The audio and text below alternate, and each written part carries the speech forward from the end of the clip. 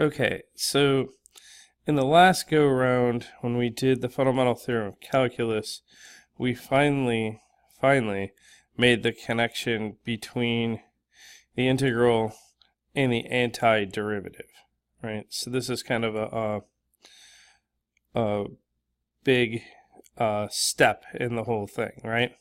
So what we have here is we're finally going to get the rules that govern all of this. Now, note these two things, if I have the integral from a to b of f of x dx and just the integral of f of x dx look a lot alike.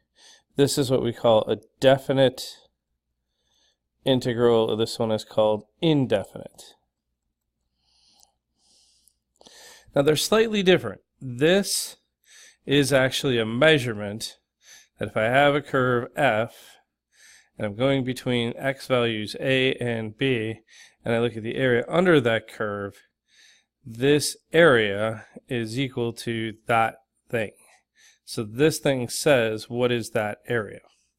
Okay, this is related, but all this is that if big F of x is prime is equal to little f of x, then big F of x is equal to the integral of little f of x dx. So the indefinite integral just gives you the antiderivative, okay, whereas the definite integral gives you the actual area under the curve. This is a number. This is a function. Okay, it's actually a family of functions because, in fact, big F of x plus any constant c will still be a solution to this. Okay, so it's not just one function, it's a bunch of functions, but they can all differ by a constant, which means that we don't know where their exact position is. We just have a sense of relative position here. Okay, so that's a little bit of theory, but now let's get a bunch of rules. All right, so here is a basic list of indefinite integrals.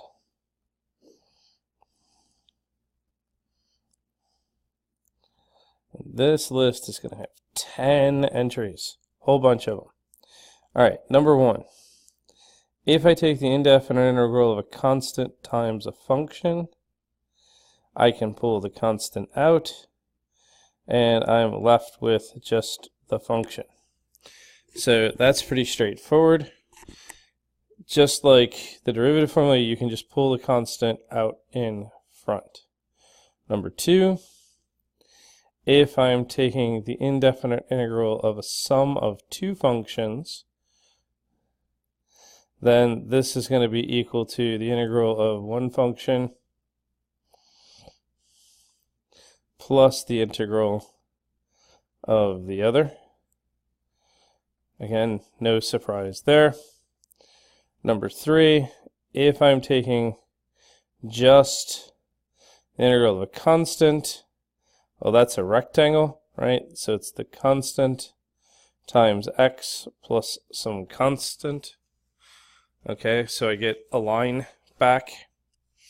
All right, so looking at number four, this is where we're going to invert the power rule. So I have x to the nth dx. Now we've seen this before, so I'm going to take x and I'm going to raise that power to 1, and then I'm going to divide all of that by the new power. Now this is going to be differing by a constant, and this always works except for when n is equal to -1. So we're going to need a special rule there for like 1 over x, right? So that's when x is equal to -1, because otherwise we get division by 0 here, right? So n cannot equal -1. All right, number 5, they're going to start getting the trig functions. If I take the antiderivative of sine, This is going to be the negative cosine of x plus some constant. Number 6, well, what about the antiderivative of the cosine? This time, this is the easy one. The cosine just gives me back the sine plus the constant. Number 7, the antiderivative of the secant squared of x dx is the tangent. Number 8, this one doesn't come up often, but it's worth knowing. If I have the cosecant squared x dx, that one is the negative cotangent of x. Let's see. So like 1 through 7, pretty common. Number 8, not so much. Number 9 comes up sometimes on the test. The antiderivative of the secant of x times the tangent of x dx is the secant of x plus c. And the one that goes along with that is the antiderivative of the cosecant of x times the cotangent of x dx. We'll come up with the negative cosecant of x plus c. So these are things that you want to put on like flashcards or Quizlets. 1 through 7, I would definitely want to know. I'd probably want to know 9, 8, and 10 are like the bonus point ones, you know? Like, if you're not just happy getting a 5 on the AP exam and you want to get a super 5, definitely commit those to memory. But if you're scratching for time, these are not things to spend a whole lot of time on. Alright, so let's put these to a simple example. Let's take the indefinite integral of 10 times x to the 4th minus 2 times the secant squared of x dx. Okay, so these get handled separately because this is a sum. So this is x to the 5th, and then we divide by that power. We bring the negative 2 out in front because it's a constant. The antiderivative of the secant squared is the tangent. And then I have to add in a constant. Cleaning that up, it gives me 2 times x to the 5th minus 2 times the tangent of x plus the constant. And note, the indefinite integral gives me a family of functions. Right, so let's look at how this plays out when I have a definite integral. Okay, so here we're going to take the definite integral from 0 to 3 of x cubed minus 6x dx. Okay, so this is a specific curve, and this is the area under that curve from 0 to 3. Alright, so we need the antiderivative. So taking the antiderivative of this, we're going to go x to the 4th, and then divide by 4, and then the 6 comes along. This is going to be x squared, and we're going to divide by 2. And then we're going to evaluate this at 0 and 3. So this could be written as 1/4 x to the 4th minus 3x squared from 0 to 3. Okay, fundamental theorem of calculus says take the antiderivative, take it at the upper bound, 1/4 times 3 to the 4th minus 3 times 3 squared, right, minus 1/4 times 0 to the 4th minus 3 times 0 squared. Now, lucky for me, that's 0, right? So this is, let's see, 3 to the 4th, right? That's 81. So this will be 81 over 4. 3 squared is 9 times 3 is 27. This is 81 over 4 minus 27 times 4 is 108 over 4. Gives me negative 27 over 4. So note that if I have the definite integral, I come up with a specific value for the area under the curve. But because of the fundamental theorem of calculus, I was able to use the antiderivative to get there. All right, so we have 5 more indefinite integral formulas. They are a little bit more complex, but we'll see how they work. So we have more indefinite integrals. All right, so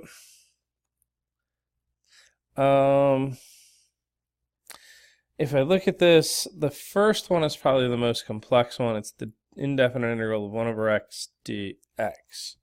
Okay, and the rule says that this gives me the natural log of the absolute value of x plus c. Now, why is this? All right, so note, we're going to try two things. If x is positive, right, then the derivative with respect to x of the natural log of x is just 1 over x, and I'm good, right? If x is negative, let's try something here. I'm going to let y equal negative x. Okay, so y is now positive, right?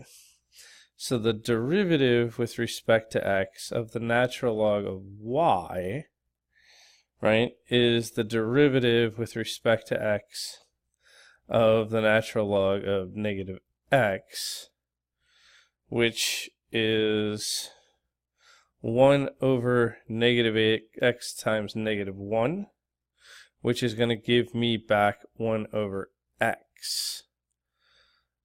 Okay, so this is kind of the bit here. Both the derivative of the natural log of x and the derivative of the natural log of negative x come out as 1 over x. So whether I am positive or I am negative, I'm going to get 1 over x. Okay, so in this case, x is positive, I'm just taking the natural log of x. In this case, x is negative, which means that I am taking the natural log of negative x. So ultimately, when I take the antiderivative of this, I have to end up with the antiderivative of 1 over x dx is the natural log of the absolute value of x. And that's a little bit tricky, but stop, think it through, spend some time and let that one sit for a minute. But if you leave off that absolute value, you're going to have a mess. Okay? Because then we get into some weird stuff here. All right, so we're going to let that be. But so we have the antiderivative of 1 over x dx is equal to the natural log of x plus c. So let's clear some of this clutter out of here. All right, so let's get rid of this. Delete it. I love technology. All right, and let's get rule number 2. Rule number 2, the antiderivative of e to the x, that shouldn't surprise us, is just e to the x plus some constant. Number 3, well, if I have a to the x, some number that's not e, right, then if you remember this, the derivative was a to the x times the natural log of a. This is going to be a to the x divided by the natural log of a plus c. Number 4, so this one comes up, this one comes up, this one comes up less frequently, but knowing that it's there. Number 4 is a big look for. 1 over the square root of 1 minus x squared dx. Looks like it should be all kinds of things. It's the sine inverse of x plus c. Don't go making that any harder than that. When you see this, you gotta recognize sine inverse. The other one that comes up is 1 over 1 plus x squared dx. That one is the tangent inverse. These two come up a lot on the test. You need to know them. You need to commit them to memory. Put them on the flashcards. And be on the lookout for them. Whenever you start seeing an x squared in the denominator, start thinking, is it sine inverse? Because that's the square root. Or is it tangent inverse? Because if it is, it's a really simple problem. But if you don't recognize that, you're going to go down the rabbit hole and you're not going to get it right. All right, so there you go. There's your list of indefinite integrals.